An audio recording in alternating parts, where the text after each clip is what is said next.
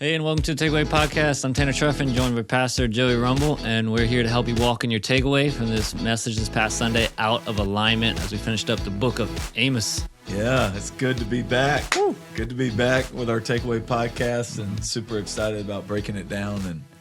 And next week we're diving into Obadiah. I'll be preaching on Obadiah, which is one chapter, really short. Looking forward to that. So great message Sunday. With Out of Alignment, that's such a crucial thing for us to have that standard plumb line of what God expects of us, and to bring our lives back into alignment, because we can all kind of shift and drift from that. And I just thought it was really solid. Yeah, there's so much troubles every day. So much things going on. It's hard to sometimes keep your priorities straight. Yeah, a lot of pressures to change it. Anything you wish you would have shared that you didn't, or at the end, I talked about the 5 American church idols of electronics, sports, pets, achievement, and comfort / retirement. And one verse I didn't get to share because I feel like, or 2 verses I didn't get to share because I feel like I'd cut out time-wise, was on the comfort and luxury part. Amos really speaks to that in Amos chapter 6, verse 4 through 7.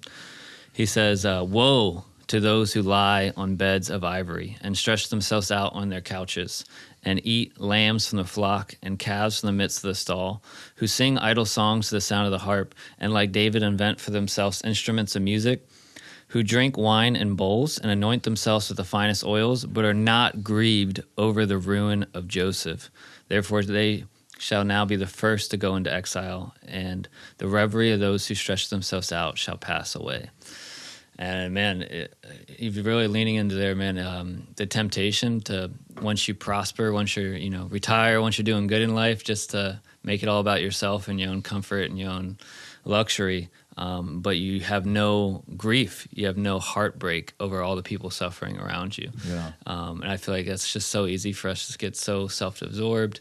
I got what I want, I'm good, what I need to care about anyone else. But God condemns that. He wants to have compassion for those who are hurting around us, whether spiritual bankruptcy and needing to hear ministered the gospel, or physical needs as well. Yeah, and as you share that, God calls us to action. God calls us to go and make disciples, to be used of God.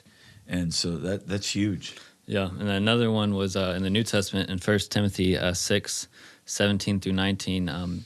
Paul's talking to Timothy and really leans into, what if you have a lot of wealth? What should you do?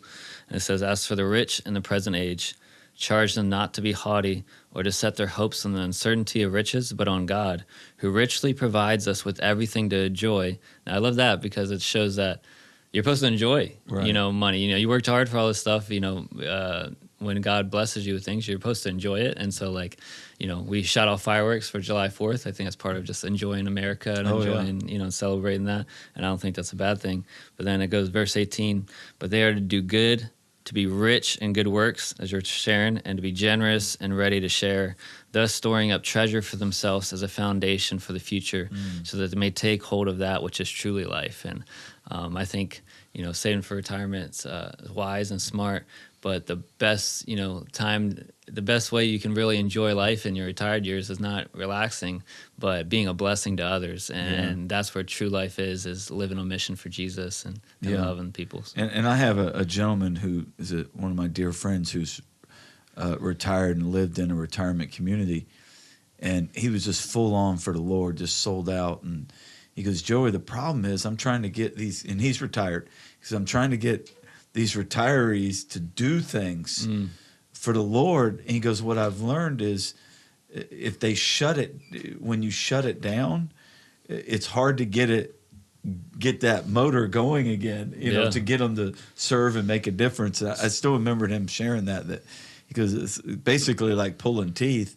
And this isn't a retirement podcast, but I still remembered when he had shared that with me, and he was just making a huge difference for the Lord. So I think some of that is having a plan before you retire of what you should lean into and already start doing it, kind of like that S curve in the book, Halftime. It's like Newton's laws of motions. Object in motion stays in motion, object at rest stays at rest. And to totally flip it on the younger generation, teenagers, there's such a culture nowadays that, when you're young adult, those are the years just to waste your life and to have fun, but to not live on mission for Jesus. And, the summertime's just a time to relax. And there's so much beautiful work that God has for you. Don't just fall into that culture stigma of laziness or whatever. Oh, yeah, it's huge. I think the big example of that is old school movie Karate Kid, wax on, wax off, paint the fence. And he was constantly training, being faithful in what he was being trained to do. So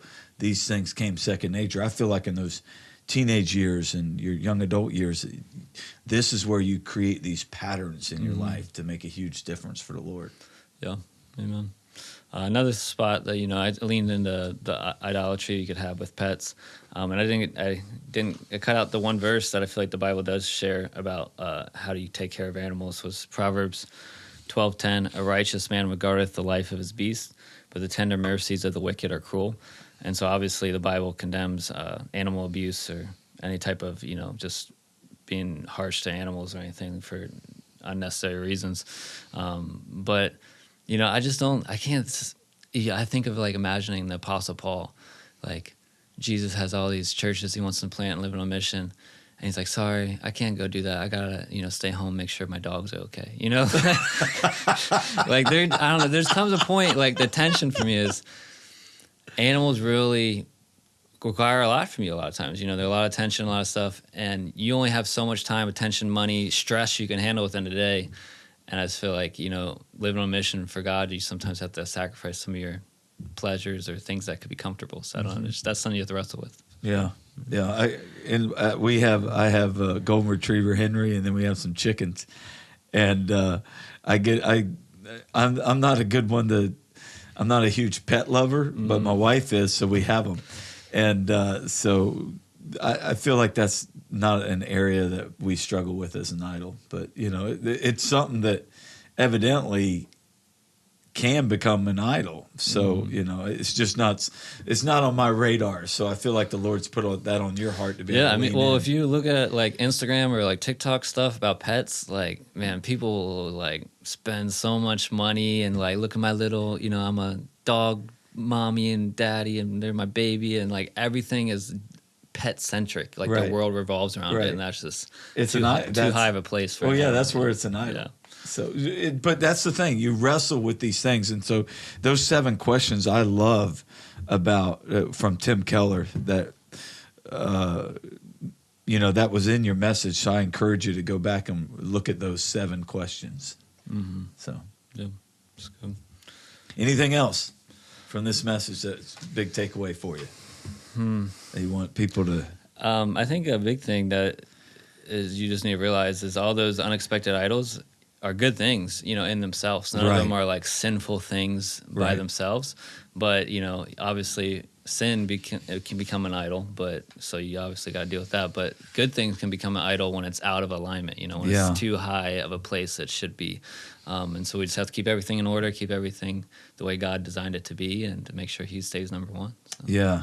And I love the point you made about electronics. I thought that was huge of just dedicating time to the internet and just surfing, and you can waste hours on the news and other things and sports and all that it's huge. It's huge. Yeah. And a mindset thing that I heard about electronics is the majority of your time using electronics, it all should be intentional.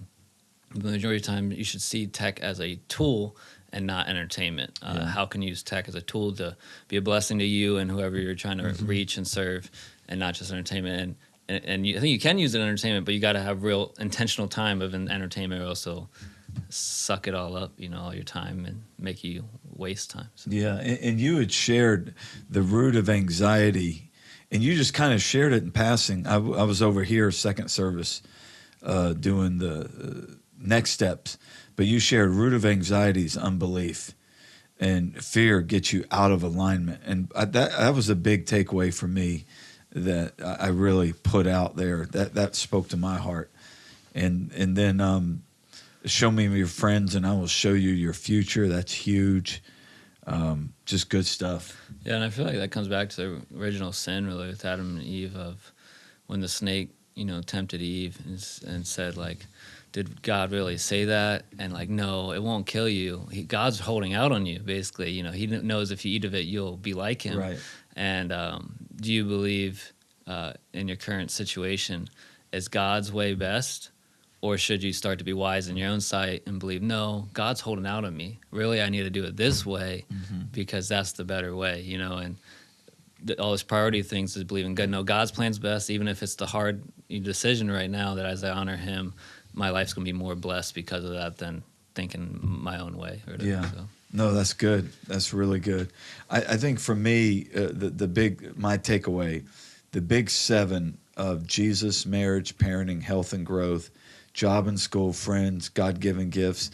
And I have a checklist that I'll look over and see how I'm doing in those areas and even give it a grade or a number, and just a couple times a year I'll gauge my life in those. And so that's a huge part. Super 7, so you can be Superman or Superwoman in your house. Super 7, yeah. But I did have Charlie Biondo come up to me and said, what about grandkid priorities? And so I meant to mention that and say, I'm not a grandparent, so I said maybe we got to put that off on you and say you got to come up with maybe the great 8, or the grand 8, for getting some grandparent priorities in there. So, well, your parents gave Jenny and I a great idea about taking our grandkids out on a birthday date. So, and a big shout out to your mom and dad for that. So we got to take Ben out for his birthday the other day, so it was fun. Yeah, it's special. It's awesome.